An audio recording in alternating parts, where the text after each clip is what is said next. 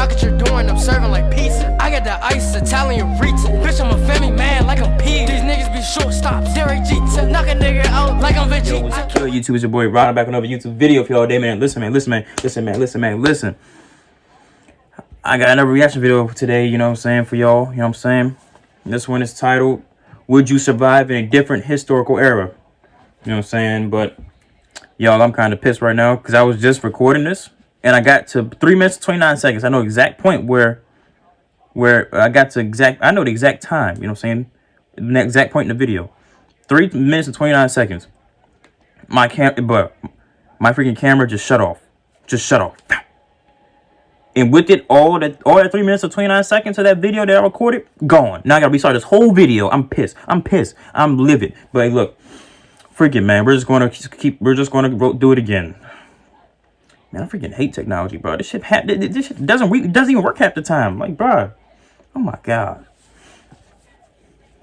man, it's not gonna be the same. But look, we're gonna keep steamrolling, man. Freaking man, just a minor setback. But hey, man. Would you survive in a different historical area? I say era. Short answer,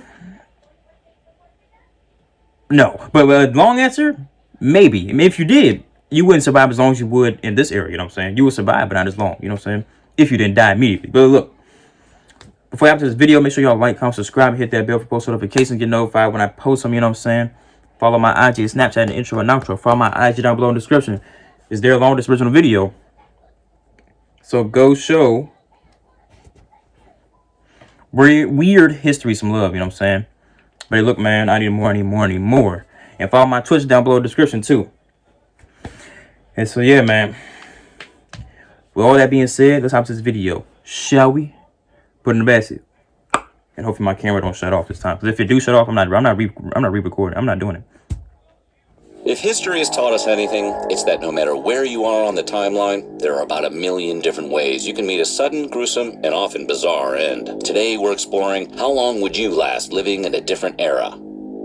Even if you hopped in a time machine with a stash of supplies based on months of meticulous research, there's still a pretty good chance you'd be corpseified within days after arriving at your destination, completely unprepared for that era's death blow of choice. Let's take a trip around the historical block to some of the most prominent places and times in history and see how long you think you'd last against the era's most lethal dangers and see what you could survive. Before we get going, make sure you subscribe to the Weird History channel. Do it! Do it! Great. Let's get going. Florence, 14th century Italy. Florence, Italy, the birthplace of the Renaissance. It's so lovely here. Dante Alighieri has already been thrown out of the city and was busy writing his enemies into the Divine Comedy, and the famous dome of the Santa Maria de Flore Cathedral is still a few decades from being built. The famed Medici family are also just beginning to rise to power and will eventually sponsor great minds like Leonardo, Michelangelo, Machiavelli, and even Galileo, even though he wasn't endorsed by Tupac or the Ninja Turtles. But you're also in the birthplace of the Black Death, hot on the heels of the Great Famine, during which roughly 1/4 of Europe's population starved to death. The rat-borne plague rolled through Florence, killing nearly 60% of the great city's population. That means you have worse odds than a coin toss of contracting the Black Death and succumbing to it in 3 days, then being rolled into a mass grave before being exhumed and eaten by wild dogs. Yes, all of those things actually happened. They needed some masks and some gloves, you know what I'm saying? Just let you off in Istanbul. No, it's Constantinople in the 500s, the capital of the Eastern Roman Empire, and was the wealthiest city in the entire world. Emperor Justinian the Great is busy trying to restore the empire to its former greatness, which includes creating civil laws we know it today and launching a building program that will create the famous Hagia Sophia Church. Unfortunately, you're going to have to deal with another thing bearing Justinian's name, the Justinian Plague. One of the worst outbreaks in recorded history. The Justinian Plague wiped out half the population of Constantinople and went on to kill almost 50 million people. Whoa. Worse yet, the disease kept returning to wreak havoc for the next 250 years. That's wild. Man, oh man, that is one nasty bug. Not a chance you have any. And y'all talking about COVID's bad. Yeah, okay. Y'all ain't seen this jump. London in the 1660s is fresh out of 2 decades of civil war and is now in the Restoration, with the monarchy back in charge under Charles II. You're in a time of relative peace, so take in the sights and maybe go visit Isaac Newton at Cambridge while he's working on his undergraduate degree and see if you can get him to quit the books for a few rounds of ale palm. This is nice, right? Just make sure you don't share his cup. By now you should have seen this coming. It's the summer of 1665, and London is about to be absolutely crushed by the Great Plague, losing a staggering 15% of its population over just a few months. If you manage to make it through that somehow, you've got the Great Fire of London to look forward to the very next year, during which 80% of the city will be burned to ashes. Not a great decade to be in foggy London town. Nope, not at all. Skipping through the time stream to North America in the 1600s will have you rubbing elbows with the Pilgrims and Captain John Smith as they settle in Massachusetts Bay and Jamestown, respectively. Despite what Thanksgiving at Disney's Pocahontas will have you think, you're in store for some particularly brutal winters and the start of a centuries-long bloody conflict between the European settlers and the Native Americans. The settlers didn't only bring guns and buckled hats to the New World, they also brought smallpox, a disease completely unknown to the continent, burning through its victims in as little as 12 days with painful, contagious blisters. Smallpox eradicated as much as 95% of the native population, killing 70% of indigenous people in New England in a single outbreak between 1633 and 1634. Wow. Let's get out of here. Between 1 year. Ireland in the 1840s Between has its 2 share years. of breathtaking Well, views.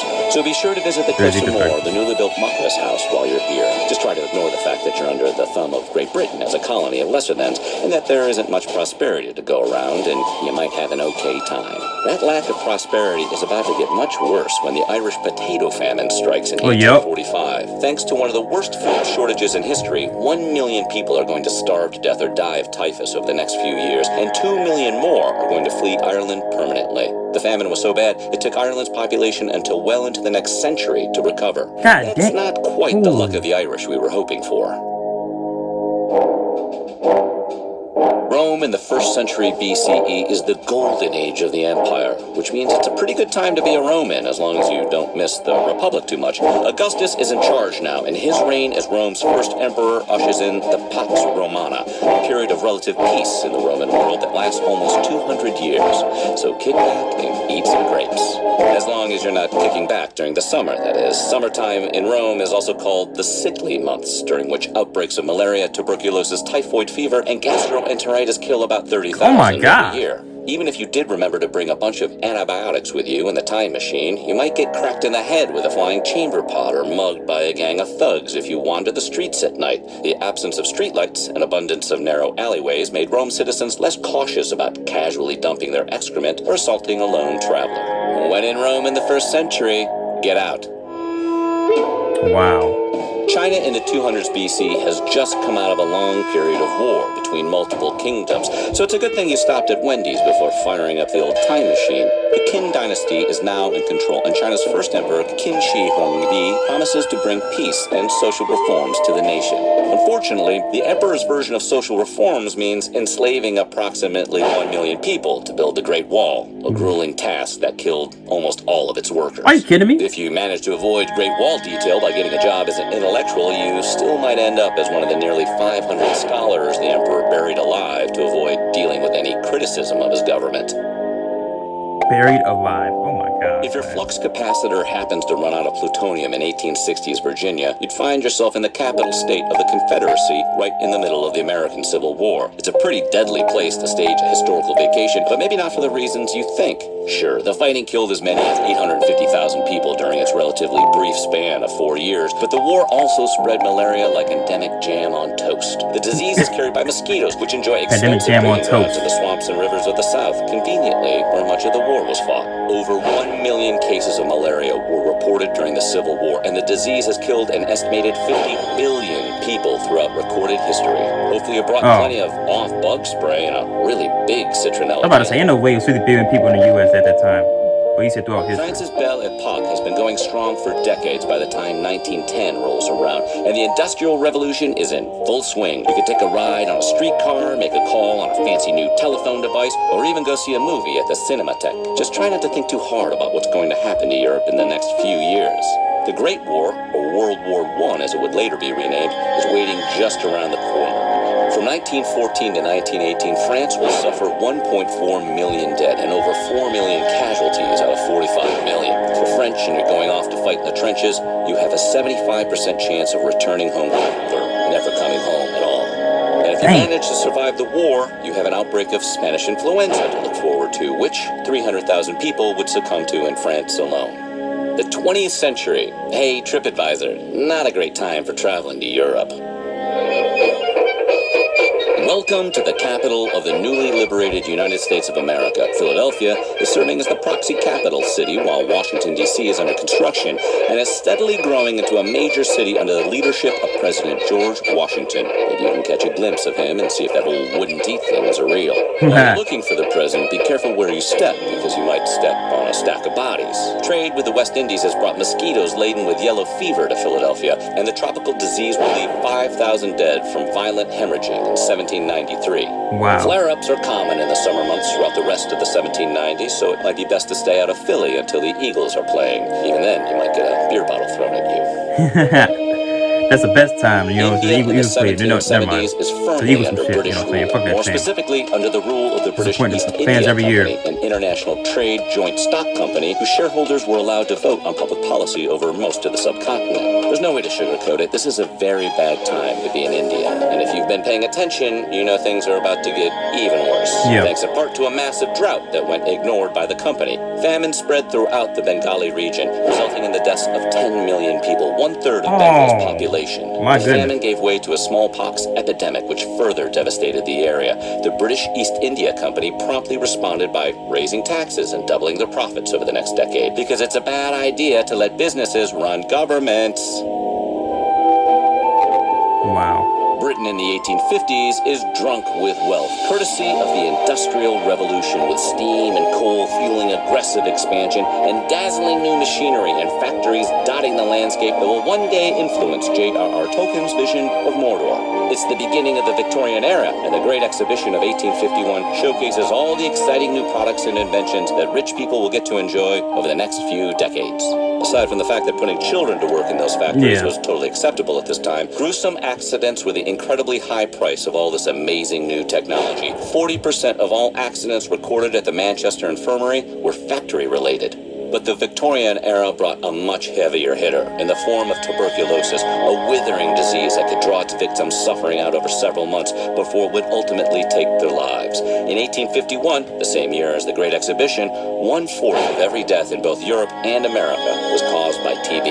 Progress looks a lot Dang. like Doc Holliday in Tombstone. R.P. Arthur, Uncle man. Barry?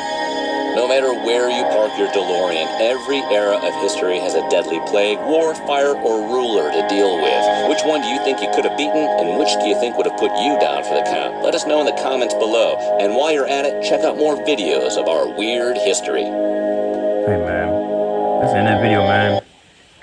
Which era do I think I would have survived in? Shoot, I don't know. I think I would have been alright in the... If I brought a gun, I'll be alright in the Roman Empire, you know what I'm saying? I think I'll be alright, I guess. I hope. You know what I'm saying? Let me know what y'all think, you know what I'm saying? What y'all think, what area y'all be good at. I say good at, be alive, but we'll be living well in, you know what I'm saying? Or surviving at all, you know what I'm saying? But hey, look. All that being said, man, like, comment, subscribe, ding, hit that bell post notification, get notified when I post them, you know what I'm saying? Follow my IG, Snapchat, and intro and outro. Follow my IG down below in the description. It's also along with this original video. So go show my man Weird History some love. And hey, man. Oh my God. So man, Weird History some love, but I need more. And follow my Twitch down below in the description. And hey, man, I'm gone. Phew.